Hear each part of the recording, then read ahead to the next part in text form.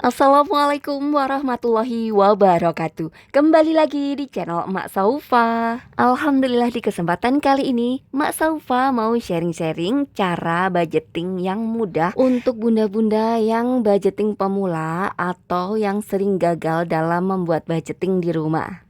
Kemarin tuh sempet emak beberapa kali nyoba pakai metode ini dan ternyata itu cukup mudah, dan mudah-mudahan setelah emak sharing ke bunda-bunda semua, jadi bunda-bunda semua bisa membuat budgeting sendiri di rumah ya tentunya. Ya, mudah-mudahan vlog emak kali ini bisa menginspirasi bunda-bunda semua dan juga bisa bermanfaat. Untuk teman-teman yang selalu mendukung channel Emak Saufa, Emak ucapkan banyak terima kasih. Dan untuk yang baru bergabung, Emak ucapkan selamat datang. Jangan lupa untuk like, komen, dan juga subscribe-nya. Terima kasih. Sebelum Emak sharing cara metode budgeting yang mudah untuk bunda-bunda semua, di sini Mak Saufa mau menjelaskan dulu ya kenapa sih kita harus budgeting. Apa sih Mak budgeting? Budgeting itu adalah kegiatan untuk mengelola keuangan ya. Jadi kenapa sih kok keuangan kita itu harus dikelola Mak? Iya, kalau menurut Mak Saufa, bahwa kegiatan budgeting ini adalah supaya keuangan kita itu rapi, teratur. Terus kita juga bisa keuangan kita itu bisa aman, terus rapi, keuangan kita kebayar semua kewajiban-kewajiban kita. Intinya banyak banget sih sebenarnya fungsi dan juga manfaat budgeting itu. Kalau kita tidak melakukan budgeting, otomatis keuangan kita pasti berantakan. Terus kita juga jadi nggak tahu kemampuan finansial kita.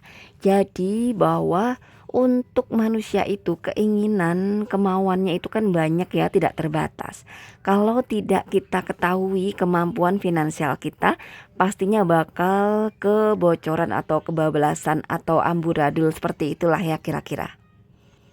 Orang-orang yang sudah melakukan budgeting aja istilahnya masih aja kurang ibaratnya ya, apalagi yang nggak melakukan budgeting. Biasanya sih ya di awal sih kayaknya enak gitu, santai. Nah, ketika uang habis barulah sadar, kenapa sih tadi beli ini, kenapa beli itu, kenapa tidak di-budgeting, kenapa tidak dikelola kayak gitu. Nah, nggak mau kan keuangan kita amburadul, berantakan. Terus kita jadi semau-maunya. Contohnya kita gajian 3 juta nih. Wah, seneng banget nih awal-awal gajian. Beli ini, beli itu. Nah, setelah uangnya habis baru sadar. Aduh, aku belum bayar SPP nih, belum bayar wifi, belum isi listrik, dan lain sebagainya. Semoga aja setelah lihat vlog emak ini kita semua jadi lebih semangat lagi ya buat budgeting ya. Meskipun budgeting secara sederhana. Nah, di sini juga Mak Saufa bakal ajarin cara metode budgeting yang paling mudah ya. Mudah-mudahan sih bunda-bunda semua bisa ngikutinnya ya. Dan seperti biasa ya, amati, tiru, dan juga modifikasi. Diamati caranya, ditiru, dan juga dimodifikasi sesuai dengan apa yang kita jalani kayak gitu. Untuk membuat budgeting, yang pertama caranya adalah kita harus menuliskan dulu apa-apa aja sih pengeluaran kita. Contoh, kita itu punya pengeluaran berupa cicilan, terus kita juga punya utang, kita juga punya bayar kontrakan dan lain sebagainya. Tulis semua pengeluaran. Setelah semua pengeluaran ditulis, dicatat, selanjutnya adalah kita menentukan gaji bersih kita. Jadi gaji yang kita terima itu sebenarnya kan belum dipotong pengeluaran-pengeluaran kita kan. Jadi setelah dipotong pengeluaran-pengeluaran kita, barulah diketemukan namanya gaji bersih. Jadi caranya yaitu penghasilan dikurangi pengeluaran yang tadi sudah kita catat.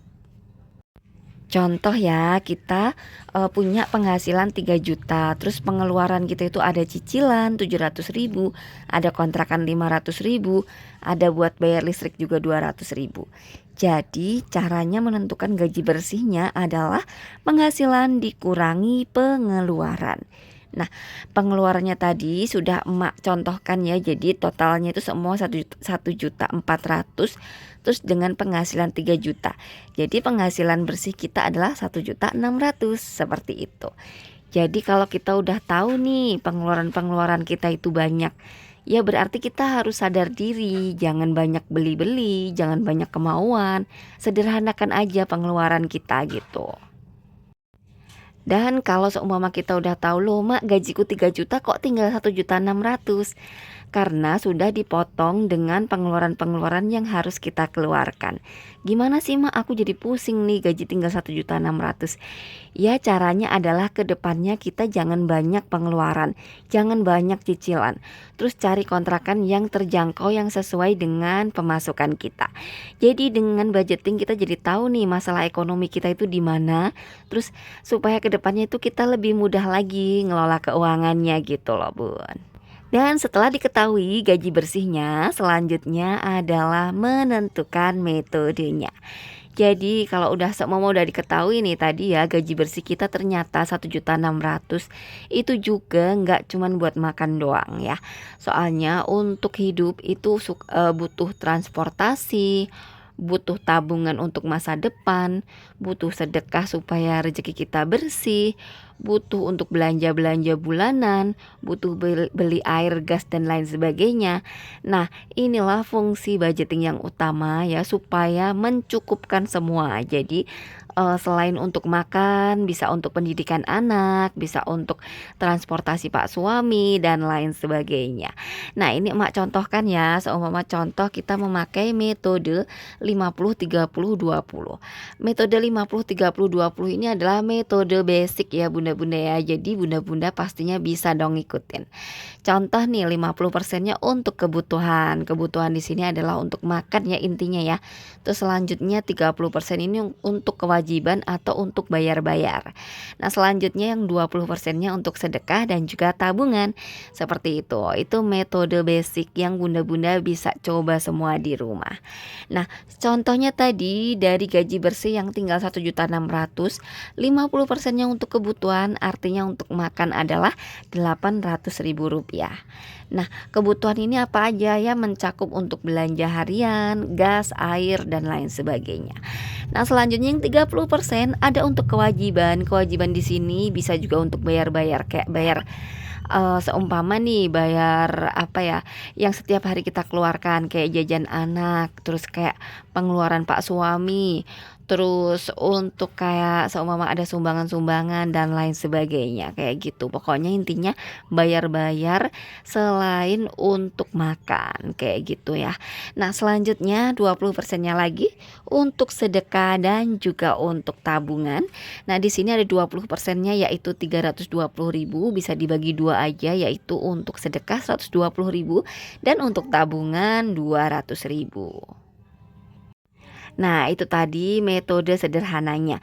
Nah, seumpama nih, Mak, aku udah budgeting tapi masih kurang karena pengeluaranku banyak.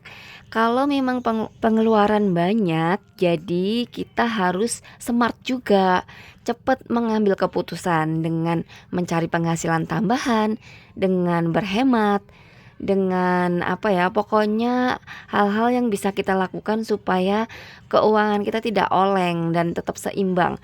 Apakah itu kita berhemat, apakah itu kita mengurangi biaya-biaya yang tidak penting dan lain sebagainya.